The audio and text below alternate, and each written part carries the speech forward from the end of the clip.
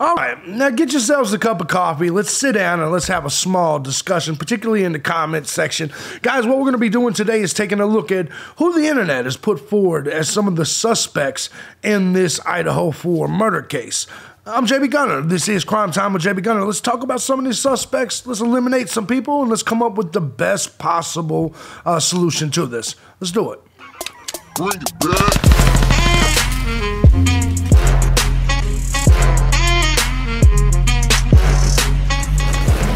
What's going on, everybody? As you guys know, I'm thejbgunner, and this is Crime Time with thejbgunner. Hope you guys are all having a fantastic morning. We will be live in a little bit, probably 12, 1 o'clock, somewhere around there.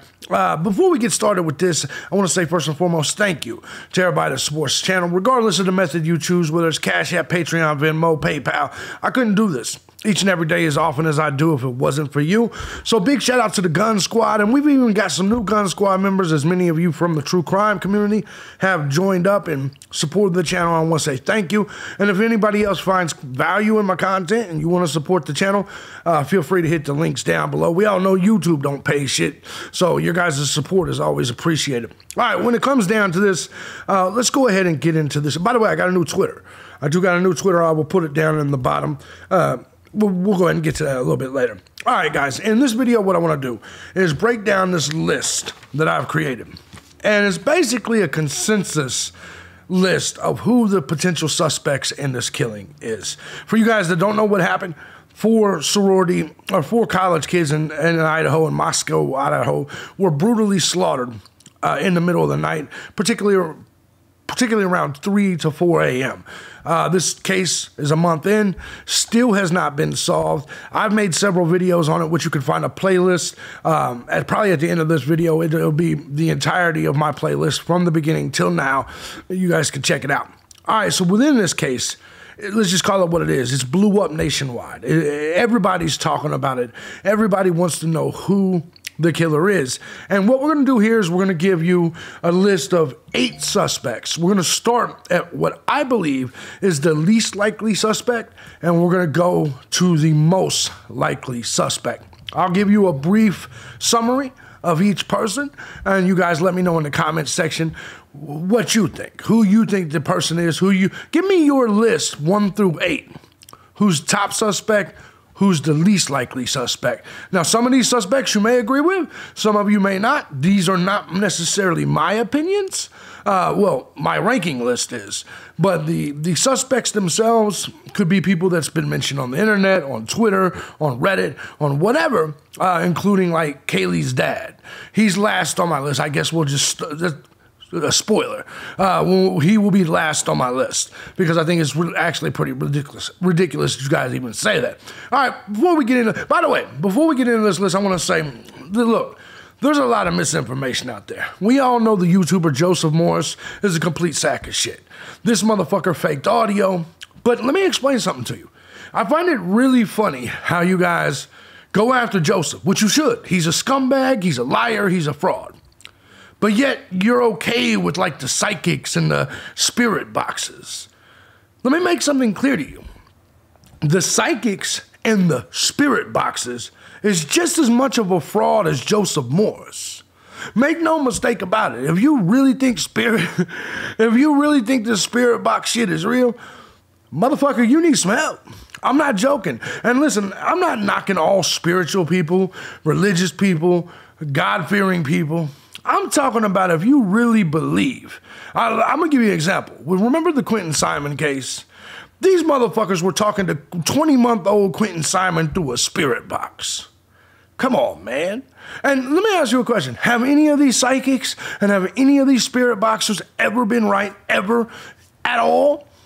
If you know deep down the answer is no, and you're not just being biased because you enjoy the entertainment. Look, if you enjoy the entertainment of these motherfuckers trying to convince you that Kaylee Goncalves and these 4 are talking to you through a spirit box with Quentin Simon, if you enjoy that entertainment, cool, awesome. You have the freedom to do that. But let's not sit here and act as if psychics and spirit boxes are actually a real thing. Let's just be honest here. If you believe it's a real thing, you need to seek help immediately or put down the drugs. That's the truth. All right, let's go ahead and get into the first suspect, which will be number 8 on my list, on this list of 8. Number 8 on my list is going to be none other than the father of Kaylee Goncalves. I'm sorry if I'm mispronouncing your name. Steve, if you're watching this, I apologize, man. I struggle with the last name. I'm sorry. With all that being said, look, man, this man is what a father is supposed to be. And if you guys don't know who he is, look, man, he's been very vocal about the failures of the Moscow police. He's been very vocal about them keeping information from him. He's actually even leaked information that they have told him and that the coroner has told him, right? And everybody has come out and said, and this is what I don't like about some of you internet weirdos, right? Some of you are like, well, he's very vocal. He's out there. Something is suspicious. No, motherfucker. You kill my kid, I'm going to be everywhere screaming from the rooftop too. Anyone that looks at this guy and says that he's suspicious because he's aggressively seeking the killer, because he's aggressively calling out the cops, there's something wrong with you. Because at the end of the day, as a parent, if this isn't what you would do, then well, there's something wrong with you there as well. I see people saying all the time, he fits the description of the killer, that he's wanting to put himself out front because that way he's the least likely suspect. Bro, nothing about this. There's not a single piece of evidence that points to this other than you soft snowflake motherfuckers saying that he should be quiet and a snowflake just like you. You believe that he should sit at home and let the police just do it, even though he's actively viewing this just like many of you. We all sit and we look at this and we say, man, the Moscow police are dropping the ball. Imagine being the father. Imagine being dad and watching this happen. Imagine being dad and a month goes by and the vicious murderer of your child has not been revealed.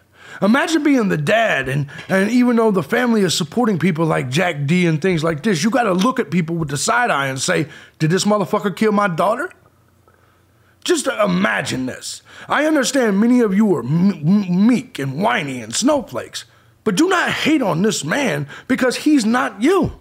Do not hate on this man because he's using all emotions, all avenues to keep his daughter's story in the front of all of our minds until the killer is captured or killed or whatever the case may be.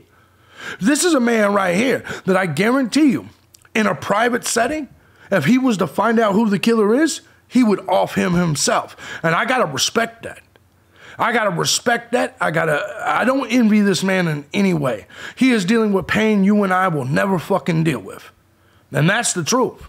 But it's really hideous that some people on the internet actually have considered this man a suspect because they think he's acting funny, because they think he's acting in ways they wouldn't. Well, here's the truth. You're a pussy. Steve is not a pussy. Most of you are cowards and pussies and weak. He is not. So you may think to yourself, well, he needs to go home and shut up and be meek and quiet. Well, you can suck our dicks. Because at the end of the day, real men aren't going to do that. And real men, to be perfectly honest, and even though I'm pro-police, I'm telling you, and he is too, by the way, he's a conservative pro-police guy.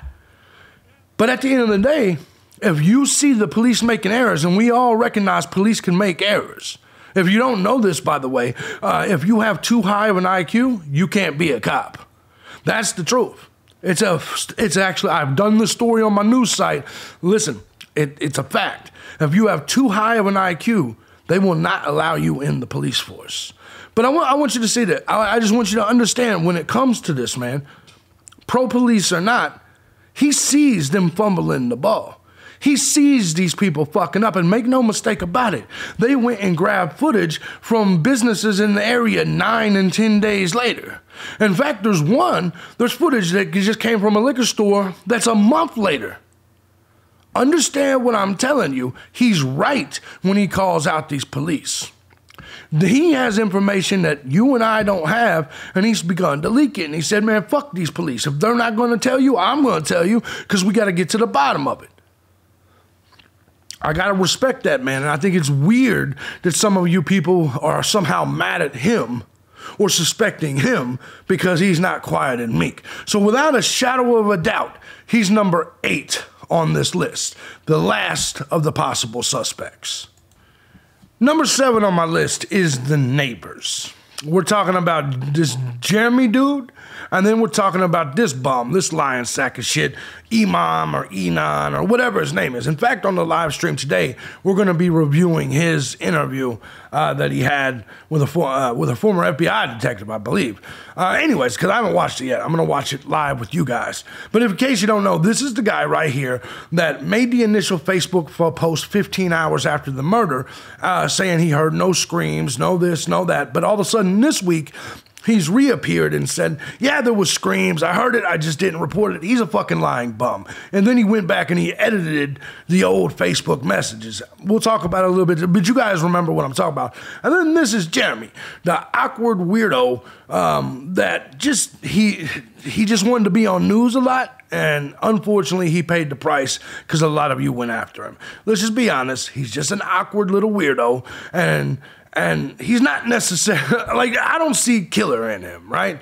But a lot of you, once again, you were like, well, he's on the news all the time. Let me ask you a question. How many killers you know go on the news about their own fucking crime? Now, I know what you're going to say. Well, it's happened, JB. Not that often. Most killers don't go, listen, bro, I'm never going to commit a crime and then go on the news talking about the damn crime. And many of you know I'm not bullshitting.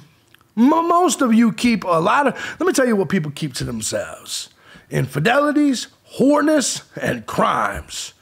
Let me say, you think every woman in your life has really fucked the amount of people she's told you she's fucked? My thing is that, but you think the men, let me tell you something. Men usually lie. Like if a man tells you I fucked 10 people, it's actually probably 3. If a woman tells you she's fucked 10 people, it's 30. Make no mistake about it. There's certain things that people keep very, very secretive. And when it comes to women, it's their whoredom. When it comes to dudes, it's their lack of ability to be whores. It's crimes. And then ultimately, maybe their money, things of this nature. People aren't typically going on the news trying to expose themselves in the middle of a crime that they committed. It has happened. There are people that have tried to stay close to the case. However, what you will not see typically is them on the news, them presenting themselves out there. It's just not a regular thing. 99.9% of the time, you will never see this. That is why I do not believe either of these two men are the ones. These are just 2 fucking scrubs, 2 losers looking for attention.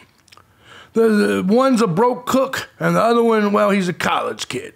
These people are just people seeking attention. They see everything that's happening in Idaho, and they say, man, maybe this is my chance to get on TV, or this is my chance to feel important. Both of these people probably have mental instabilities where they feel inferior to every single person around them.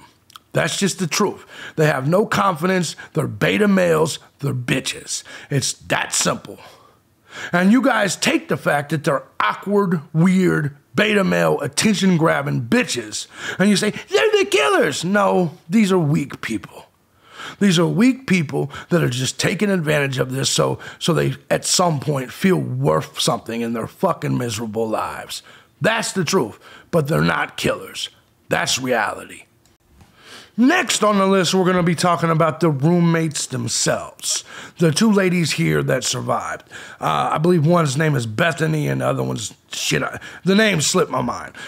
Because, you know why? Because I don't consider these ladies in any way potential suspects. Now, the one you see on the left right here, she's the one with the boyfriend that has the mask on. We talked about it a little bit yesterday, and I'm sure we'll talk about it again. Now, I do find them more suspect than the previous 2 we just mentioned. However, let's be honest. These 2 women are also victims. They woke up in this house. They probably feel violated. A killer came in and killed everybody. They're probably going to go the rest of their life saying, I could have died too. Now, understand a lot of you people are saying, but why didn't they get killed too? Well, here's the truth. They believed that there was from what they've said, they believe that there was, it's a party house. And listen, it's customary that if you believe other people are partying and hanging out and you want peace and quiet, that you lock your doors. Now, who knows what the reason was that they locked their doors? Could they have been guilty of something? Sure. Do I think it's likely? Absolutely not. Possible? Yes. And now the Bethany on the right, listen, I don't necessarily believe I don't believe these women did anything. And I think we're seeing a lot of these people saying, well, why is it that they were left to survive? Maybe it's just luck, right? It's just luck. I believe the chances of these women having anything to do with it is probably 2 out of 10. It's a very low number. And I think, listen, I believe that us consistently, or anyone consistently suspecting them with absolutely no evidence, I think it re-victimizes them. Now, listen, I'm not a victimization type of guy. I don't believe in you Me Too motherfuckers. I don't believe in you people that's always whining about SA. You fucking pussies. Just say sexual assault. Just say rape. Just say something like that. Anyway, the point that I'm trying to make is I think it's really whiny. Well, he sexually harassed me. He said hi to me. Shut the fuck up. So I think that a lot of you people whine and cry and play the victim. I think a lot of you just consistently, that in your life you like to play the victim, and you like to not only that, but you like to call everyone else victims too, so you feel more serious, so you feel more what's justified in you calling yourselves victims. Truth of this is, most people are not victims. I've had things happen to me. I've been stabbed 14 times, shot twice. I'm not a victim. I did the things that led up to those things happening. I get it. You think you didn't when it comes to whatever happened to you. But I get real tired of people crying foul, crying victims, motherfuckers wanting reparations, motherfuckers wanting this and that. It's weird. I think you're pussy for doing it. And to be perfectly honest, I don't want to be bothered with you. But at the end of the day, these ladies are victims. Real life victims. Someone came in their house and killed everyone in their house. That's the truth. Now, they escaped being true victims of the crime. But make no mistake about it. In my opinion, this was just a simple matter of luck. Now, I guess you can say, well, maybe they planned it and maybe that's why they got away with it. That's a theory you can have. But without evidence, it's just you being dumb. Without anything pointing to it. It's just you being dumb.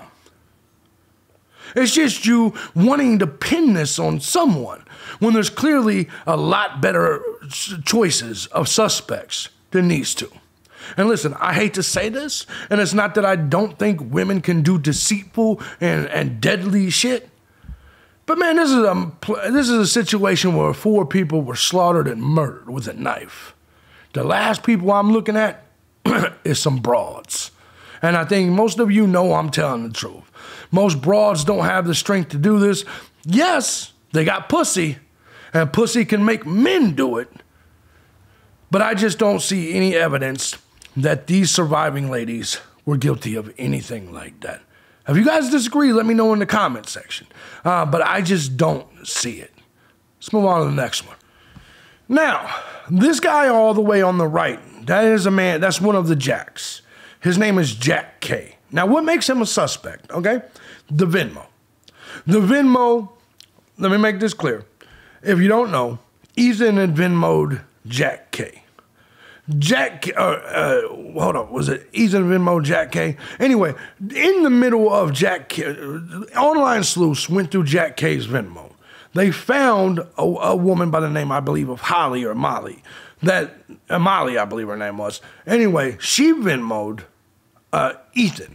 Or no, Ethan Venmo. So it was something like this. Anyway, there was a Venmo that said 3:30 a.m. And I know I'm getting those details wrong. I've covered it on the channel, but I'm going off memory right now. Anyway, there was a Venmo between Ethan and Jack K. And then there was a Venmo between Jack K or Jack K's sister and Molly, some shit like that, and it said 3:30 a.m. Now this was the same night, and this is what brought Jack K into suspicion here. Since then, there's been rumors that Jack K's brother has a white car, a white Hyundai. And listen, there's a lot of, if you're going to go the drug route, Jack K has to be probably one of the top suspects. But here's the truth. There's absolutely no evidence that Jack K is involved in drugs. The Venmo is circumstantial. We all look at it and we say, okay, if we do find it ironic that there's a Venmo that same day that's at 3:30 a.m. And I believe that makes him a better suspect than everyone we've just mentioned. But other than this, there's no real evidence pointing to Jack K. Simply the Venmo. The Venmo is all we have. And I refuse to call this kid a suspect higher than the other suspects just because of the Venmo. Is it possible there was a drug deal? Yes. Is it possible that the drug deal went wrong? Yes. But I'm actually from the streets, and I'm just going to be perfectly honest with you. Unless you're fucking MS-13 or a lawn care specialist, the reality of this is most drug dealers carry guns. And if a drug dealer is going to shoot you dead, he's probably going to get caught because it's going to be something that is either hastily planned or it's going to be right in the moment, right? And I'm just going to be honest. And when it comes to these murders, they seem like they were well done. And it just doesn't seem like something some drug dealer or some druggy kid is able to just do just like that. I don't know if there was any real reason for Jack K to do this. I haven't seen any evidence pointing to a reason for Jack K to do this. But I do believe that if there's a drug angle, it probably does go through Jack K. And the Venmos is what the circumstantial evidence is. I do believe the Venmos are very suspicious. I 100% believe the Venmos are suspicious. Then Jack K is the one that set up the GoFundMe and donated $6 for each victim. So I'm a little curious there. There are things that make the Jack K situation look weird, but does it make him look like a killer? No. It is very possible these kids went out and got drunk. It is very possible that these kids set up a drug deal. And I see a lot of you people saying, why would you assume these kids are on drugs? They're college kids, dummy. They're college kids. Why would you assume that they're not? Why would you assume that they're not? I'm just asking a question. Now, I'm not saying they are or not. But come on, man. It doesn't have to be hard drugs. You act like these kids can't get a fucking half ounce of weed delivered in the middle of the night. Just saying. Like, it's really weird when you take that position. What makes you think that they do drugs? A lot of college kids do drugs. I'm willing to say most college kids do drugs at some point, especially in frat houses and, you know, let's just call it what it is. We saw the images inside the house. Alcohol bottles, alcohol. Look, man, they drank a lot. It was a party house. It was called a party house. However, I do not think this was necessarily a drug deal. I do not think Jack K was involved, even if it was a drug deal. I don't think it was necessarily murderous. Drugs and murder doesn't always go hand in hand. A lot of the other topics we're going to talk about, including love with this one, that does usually go hand in hand. But anyway, love, jealousy, and pussy, I think is a bigger, what do the kids say, topic and concept than drugs. That's just the truth. All right, let's go ahead and get it. So I got Jack K as what, number 4 on the list? Yeah, number 5 on the list. We still got 4 more to go. Now, this brings me to the next suspect, and I got to mark him off the list. And the guy we're talking about is Jack D. We're talking about Kaylee's boyfriend. Yes, there's a lot that points to Jack D. He was very clingy. He was in love.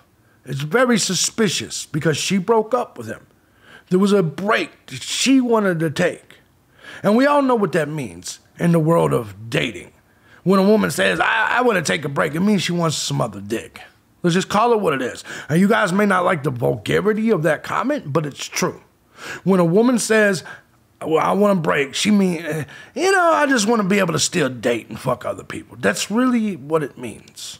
And I know there's going to be women in here that like to conceal their whoreness, and so they're like, that's not what it means. Well, the question is, do you suck other dick when you're on that break or not? The answer is yes, so that's exactly what it means. Stop it.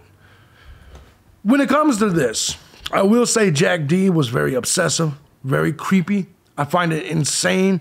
I find it very suspicious that she called, that he received like 9 calls that night, right around the times of the murders. Kaylee had all intentions in going to Europe and moving to Texas. This break with Jack, maybe she was, she came back to show off her vehicle, and maybe, just maybe, Jack was like, hey, you don't want to hang out with me? Why aren't we hanging out? Look, we've been lovers all this time. We've been boyfriend and girlfriend all this time, and now you're here? We share this dog. This is our chance for a final goodbye. And I admit it, most dudes would probably feel that way. Hey, can I get one more, one more piece? Can I get one more night? And she wasn't. She was at the bar. She was at the grub truck. She was hanging out with females and the friends and then going back to the party house. She wasn't hanging out with Jack. Now, here's where I think things are a little wrong. I do think Jack was asleep. And here's the truth. I do think Kaylee was trying to get a hold of Jack. I think it was a drunk booty call, if you want to know the truth. I think she was like, she's hanging out with a friend. She's like, girl, I'm going to call Jack. And so maybe she did want some 3 a.m. booty. Maybe she did want that. Jack's mad though, or asleep. She's probably asleep. She's calling. She's like, he's not picking up. She's not, girl, I need some before I leave. Why don't you call him from your phone? So her friend picks the phone up, tries to call. This is in case. Now, this is just a theory, okay? I do not believe Jack, and take a look at this guy, man.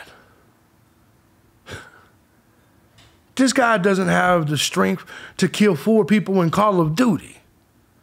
You mean to tell me this guy has the strength to kill 4 people? Not with a gun, but physically? In any kind. You believe this guy right here has the capability of doing anything in a physical situation? You need to understand. Try going and stabbing your couch 4 times, running up the stairs, blah, blah, blah.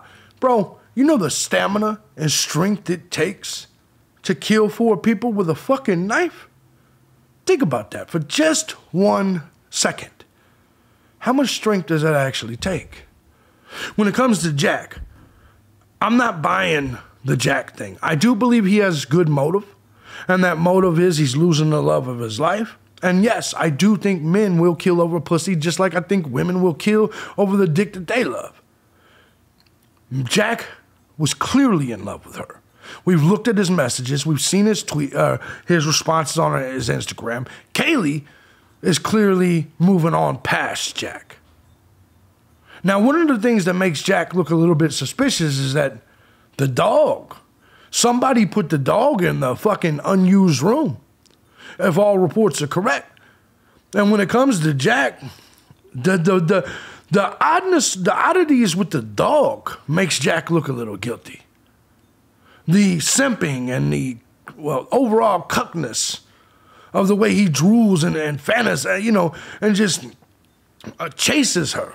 Whereas a dude with any kind of self-respect would be like, all right, bitch, you're going to leave? Leave. Fuck you. You know what I mean? I'm going to go get me some other pussy. But not Jack. Jack was not that way, so it seemed.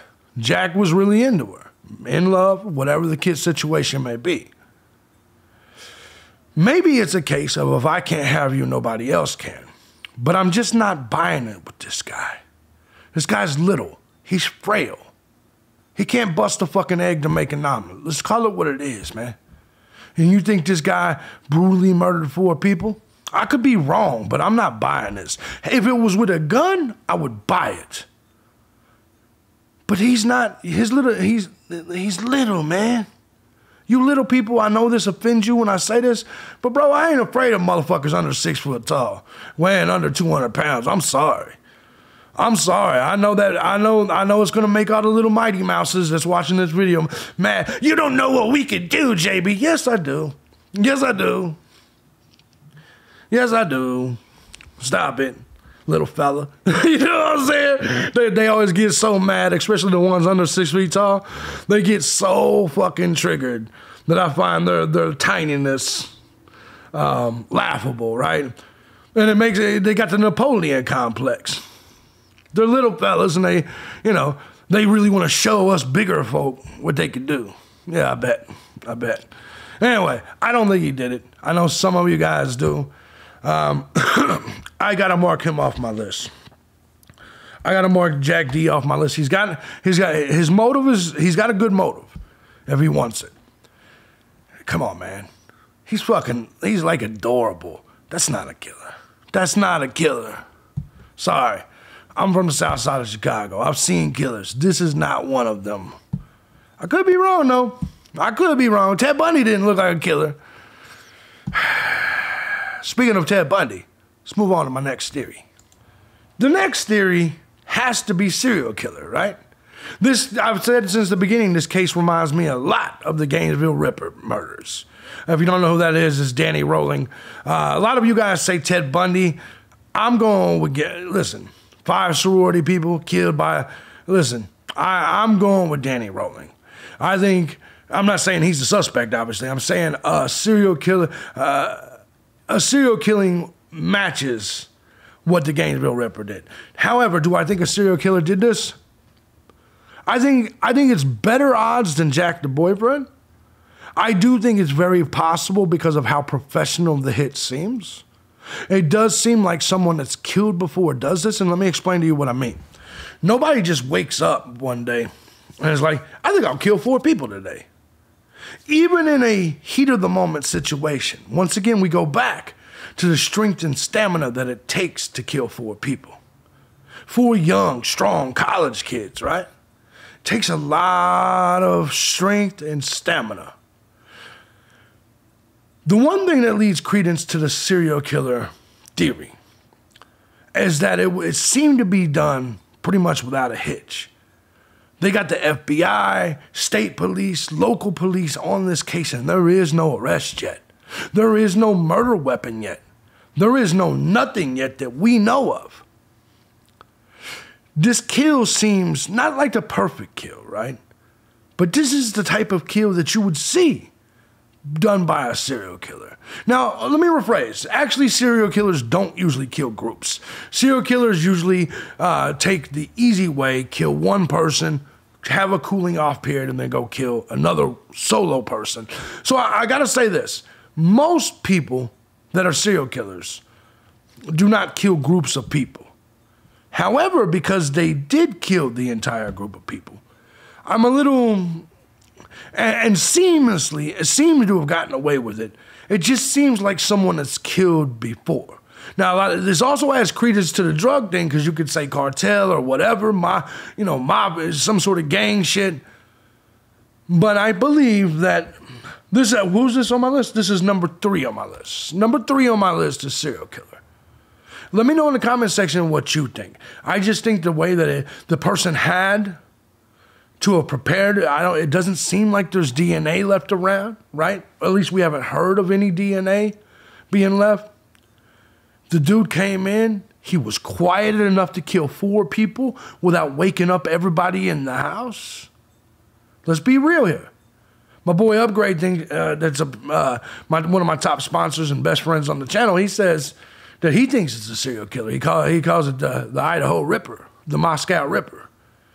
It is very, very possible, and that's why this is so high up on my list. This could be a random act of just serial killing. I think it makes more sense than the dad. I think it makes more sense than the roommates. I think it makes more sense than the neighbors. I think it makes more sense than the drug deal, and I think it makes more sense than the boyfriend. Now, some of you may not like this that high on the list, but you have to think about the precision this was done with. The fact that they were killed and in both situations, multiple people in the room. And somehow it didn't wake everybody up. Serial killing is definitely high on the list. We got 2 left. Let's see who they are. Now we go to my number 2 suspect, which I know you thought would be my number 1. The frat boys. If you guys don't know what I'm talking about, there was post on Reddit, post on 4chan that basically was an admission. We're talking about David Barachoa and David Loach. Now, here's the reality. Both of these people have made their social medias, their Twitters private, but I have received comments that say they probably did it due to harassment, and I can agree with that, right? However, there's a lot of these posts, and if you haven't seen it, you got to go look at my videos on the Reddit. I wrote Reddit instead of 4chan. Go look at the posts. Go see how they were described. This all stems from maybe a fight between David Loach and Ethan. Basically, David Loach is roided up. Ethan came out and at the party would make fun of him for having shriveled balls from it, and apparently just got David mad. This is just the rumor that's going out there. David, they supposedly went to do it and brought lookouts. Now, I have told you that I believe that this theory is highly possible. I highly believe that it's very possible that Loach did it and Barachoa watched, and then they had other lookouts. I'm so sure of the possibility of this, it's number 2 on my list. Above the boyfriend, above everybody else, with the exception of my number 1 suspect, which I'm sure you know by now is Jack Showalter. We'll get to that here in just a second. But I truly believe that these boys possibly did it, and there's a lot of reasons why. We got pictures of Loach on the couch.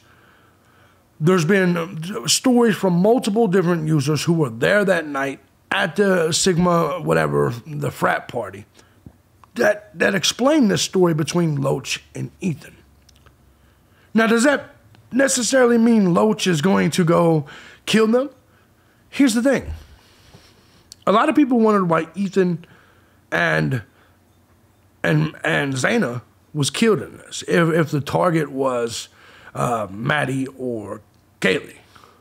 Truth of this is, someone with enough stamina, rage, to do something like this is going to be a roid head. It's going to be someone with the attitude from here in Georgia, Atlanta. Because remember, he's not one of these Idaho kids. This is a dude from here in Georgia. And it says Atlanta. So he already probably has a different upbringing than the rest of these college kids.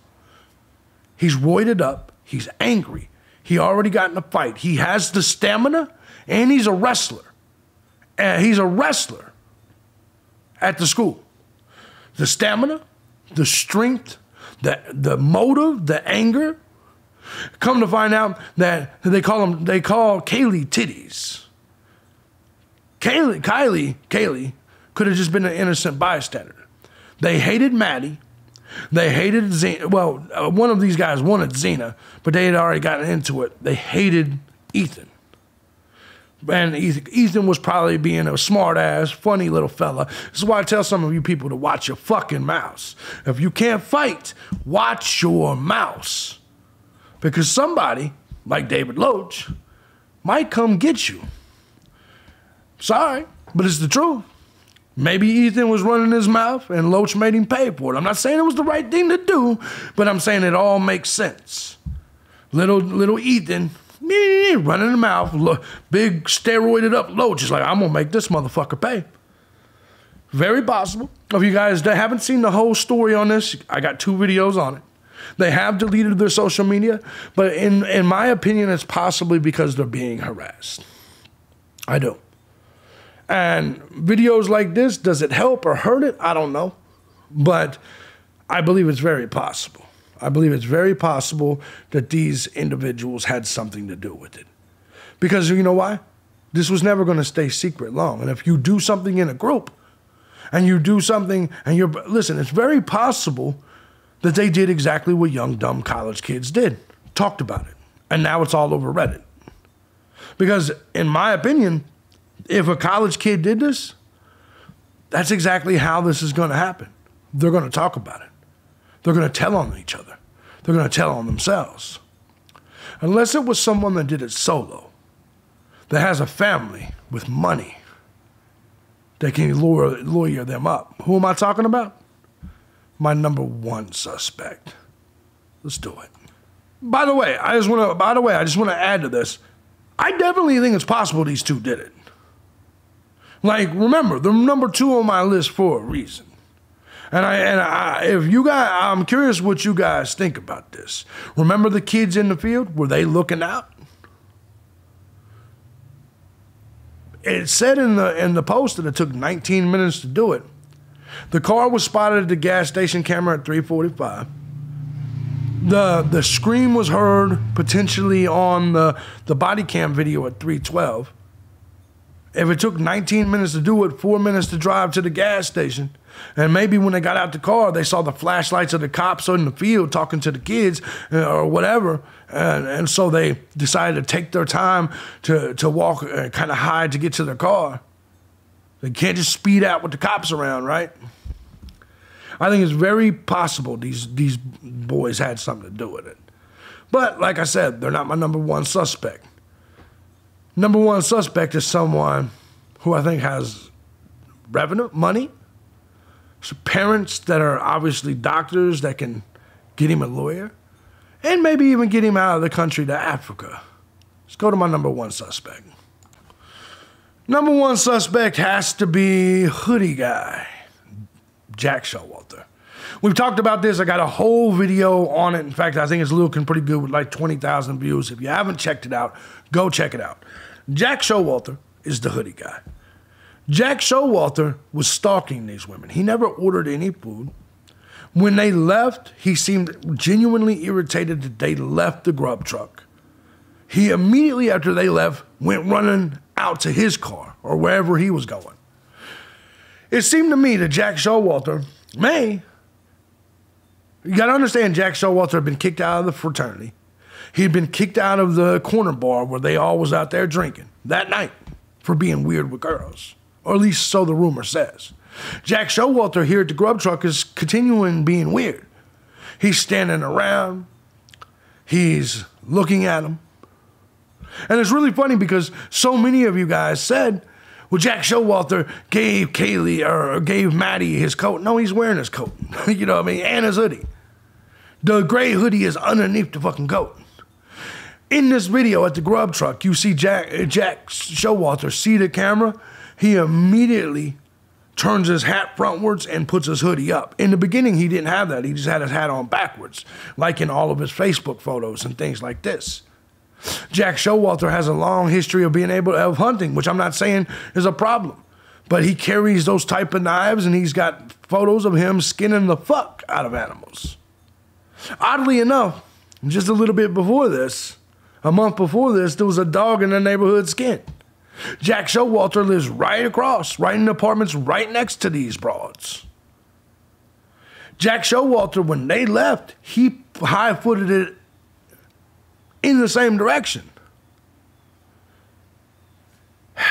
My theory is Jack D and his girl had broke up. Maybe Jack Showalter and Kaylee was kind of, remember what I said about the break thing and women typically, and maybe he had turned them off. They weren't happy with him. They were trying to dodge him. Because think about it, they knew each other. Jack Showalter is a neighbor of theirs. They all knew each other, but they still chose to get the ride share, the university ride share, right? Why not just go home with Jack? Why not just let Jack take you home? There's reasons for that. You can tell clearly in this video they were ignoring him. And you could see he was still stalking them. And I want you to think about the one guy we haven't heard from. Everybody else on this list we've heard from, including Jack D. He was at the fucking wake, or the vigil. Who is the one person we haven't heard from at all? Possibly because he's lawyered up. Possibly because he left the country. Possibly because when the police cleared him so early, his mom and dad, the missionaries, got him to fucking Africa. We haven't heard nothing from Jack since then. He hasn't made a single public statement at all. And he knows he's the top suspect. Imagine being Jack Showalter. If the whole internet was talking about you, pointing at you, you're the hoodie guy, wouldn't you come out and say, bro? Because think about what Joe V did, the big fat fuck right there on that picture. Joe V came out and made TikTok videos and talked about the food truck. Why wouldn't Jack Showalter say, hey, you motherfuckers are stupid. I'm not in Africa. Because I've seen a lot of you people say, well, you don't know that he's in Africa. Why wouldn't he say, hey, Why wouldn't he tweet? Why wouldn't he do something and say, y'all know I ain't in Africa, right? But he's not doing that. Why is he being so silent when his name is the name being dropped? Everybody saw him run after the grub truck in their direction. Everybody knows he lives right there. Everybody sees this video. Everybody agrees he's being creepy. And he did follow Maddie on Instagram. And Maddie followed him. So they knew each other. Is it possible? Is it possible? Jack Showalter was at the damn bar buying them drinks because he thought he was going to get some. At the very end of the night, they ditched him, and he got triggered and mad, rejected. His ego hurt. It's a rich kid. A lot of these people, remember when the very beginning of all this, I said there's going to be some incel. Notice that you don't see any ex-girlfriends of Jack coming out saying, no, it's not him. No, in fact, most stories we're hearing of Jack is not very good. Some of them are violent, which I'm okay with. But I want you to understand, there's no one really speaking up for Jack, and Jack's not speaking up for himself. I believe Jack S. is that incel I spoke about in my first video on this entire situation. Which go check out my playlist. You'll see it all. I called Jack S. from the very beginning. From the very beginning. I said in the very beginning this is going to be some incel mad because they can't fuck Kaylee or Maddie. I'm sticking to that story. I'm sticking to that theory because Jack S. looks too creepy and he's the only one no one can seem to find. Let me know what you guys think. Do you agree with my Jack S. theory? Who do you think killed these girls? Who do you think killed these kids? So here's a summary. My list goes from 1 to 8. Number 1 suspect, Jack Showalter. Number 2 suspect, the frat boys. Number 3 suspect, who was it? It was the number 3 suspect, serial killer. Number 4 suspect was Jack D. Number 5 suspect, I believe, was Jack K. Number 6 suspect was the girls, the surviving roommates. Number 7 suspect, the neighbors. And the last suspect, who I don't think is any way a suspect at all, is Kaylee's dad. And the only reason he's on the list is because you motherfuckers talk about him. Guys, let me know what your thoughts are. Let me know what you think about this. Who are your top suspects? Did I break this down good enough? If you guys like what I do here and you find my content valuable, feel free to hit the links down below. Show your boys some love. Support the channel. Join the Gun Squad today. Most importantly, let me know what you think. I'm JB Gunner. This is Crime Time with JB Gunner. My number 1 suspect is still Jack Showalter. I'm out.